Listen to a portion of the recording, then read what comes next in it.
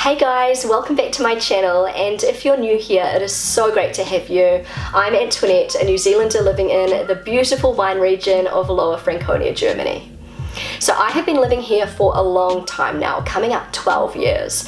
And for the first 8 years of living here, I did not meet a single New Zealander.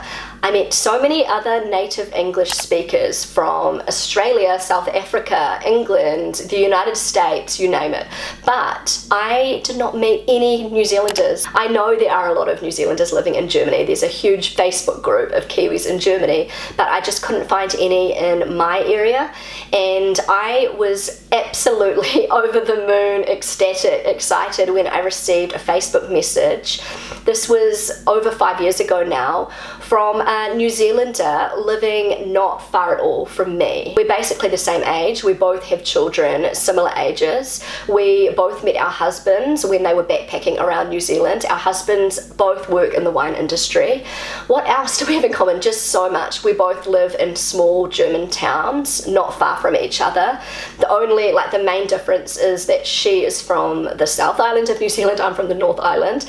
But anyway, we have become really good friends, and we meet up quite regularly and talk all things Kiwi, German related. The thing is, she gets to visit New Zealand a lot more often than I do. Her family actually used to live 6 months in Germany and 6 months in New Zealand, so they would completely miss winter in both New Zealand and Germany. Right now, lucky for me, they're in Germany a little bit more permanently because their son has started school and we get to hang out a lot more. And just the other day we were having a chat about New Zealand and Germany and culture shocks and all of that good stuff. I love chatting to her about this because the fact that she spends a long time in New Zealand each time she goes, like 6 months at a time, and then comes back to Germany for 6 months, she notices these cultural differences a lot more than I do. And she's constantly experiencing culture shock and reverse culture shock. Even though she's been doing this for years, the culture shocks just never stop.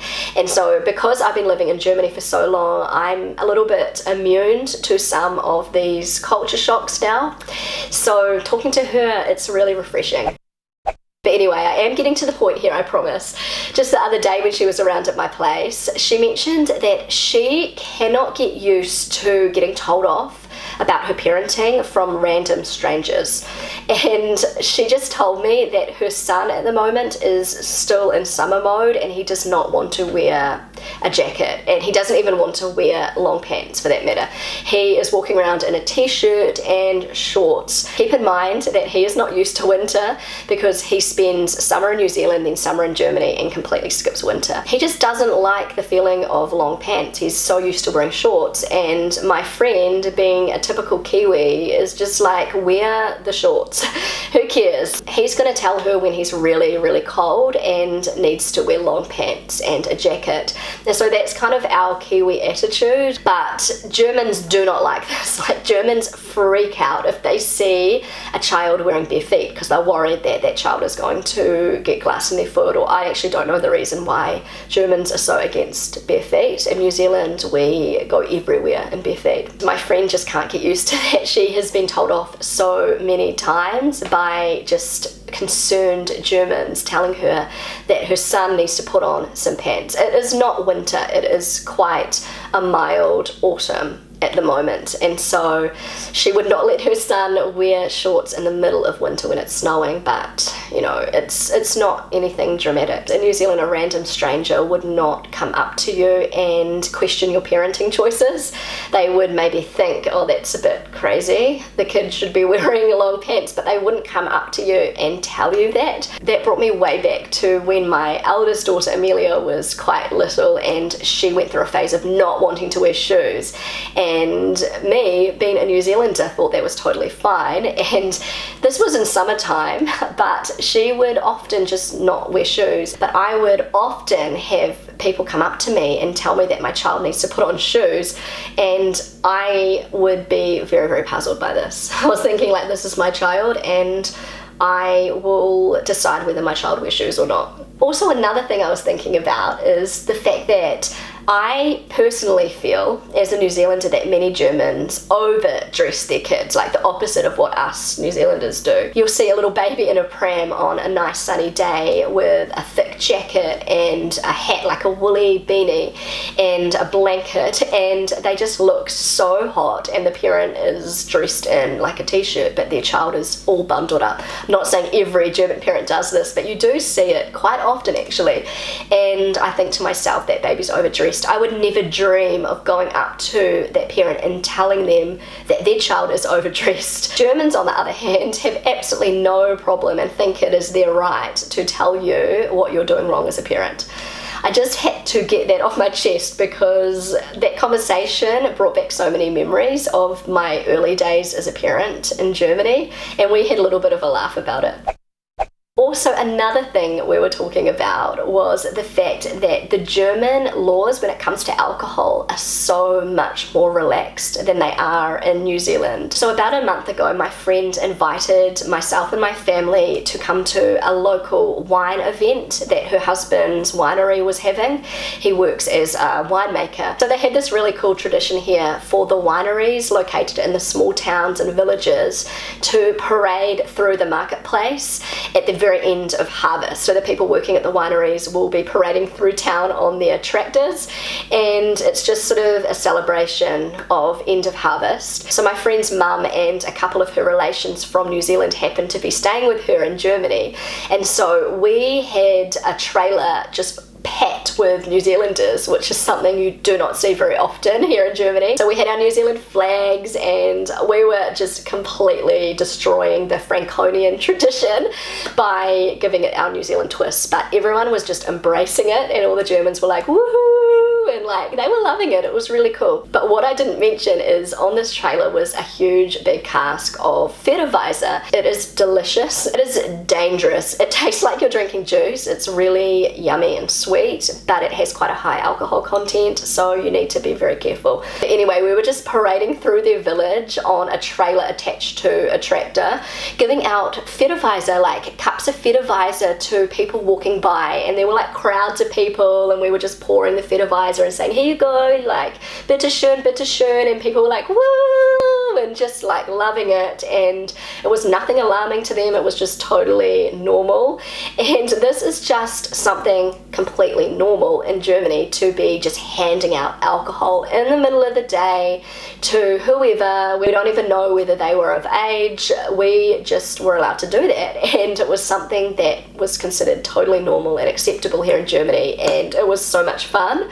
But I was thinking that would never be allowed in New Zealand, and my friend's mum actually turned around and said to me, can you imagine this happening in New Zealand? And I just laughed. Like, we have very strict alcohol policies in New Zealand. You have to have a liquor license, like an alcohol license, to be able to serve alcohol. You can't just drink alcohol out on the street. It's either like in a bar, in a licensed bar, or a pub or a restaurant, or maybe at a festival, but that festival would have a liquor license. But it would be absolutely unheard of to just give out alcohol on the street in the middle of the day to random people. And in Germany, it's part of tradition. I feel like the reason this would be so shocking in New Zealand is obviously the fact that you're not allowed to drink alcohol like that just out in public, but we have a binge drinking problem in New Zealand, so if you're giving out free alcohol, I think people would take advantage of that. It's just not like that in Germany. Germans are a lot more responsible with alcohol. They can have a nice glass of Feta without overdoing it, so they just might have one glass and come out for the social interaction, and they're good. Like, they don't need another glass of Feta. But in New Zealand, people would just want more and more. Also, another thing, this was a couple of years ago actually, my friend and I were at the local swimming pool. It's an outdoor swimming pool. She mentioned to me that she couldn't believe alcohol was allowed to be served in this situation, like at a family swimming pool where parents were responsible for looking out for their children in the water, and they were allowed to drink alcohol freely.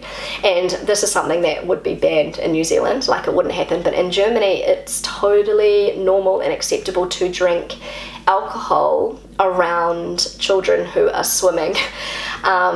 And I didn't really think about it because I'm just so used to living in Germany and seeing these types of things here. But the thing is, it's different here in Germany. You're not going to see parents just drunk out of their brains while their child is swimming and they're ignoring their child. Parents will have maybe a glass of wine or a beer and that's it. They're not going to be binge drinking. And I feel like if you had the same law in New Zealand that allowed this, people would take advantage of this and they would be trashed and not able to look after their children, and there'd be lots of unfortunate situations.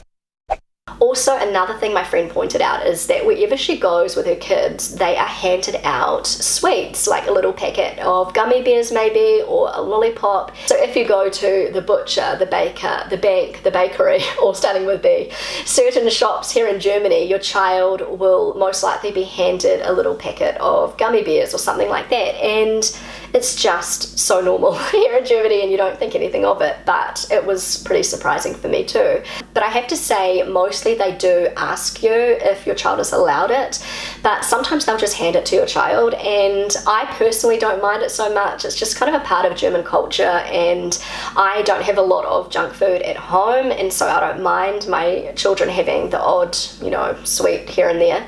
But my friend feels really uncomfortable about it. She said she doesn't like it when her children are just randomly given sweets, and I can totally understand why she struggles with this. I remember as a kid in the 90s in New Zealand that would sometimes happen, but apparently it doesn't happen so much anymore. Actually, I think something she was really concerned about was the fact that it's kind of encouraging your child to accept candy from strangers, which could lead to other situations. You know, if your child feels comfortable getting candy from a stranger, then in situations where it could be like somebody trying to kidnap them and luring them with candy, they would be more likely to go with that person. That's what my friend was worried about. She does have a point, but I do think it is the parents' job to teach their children about this and just say, if I am not around, do not accept candy from a stranger. It's okay if I'm here and I allow it, but not if you're off at a playground and a stranger comes up to you and offers you candy.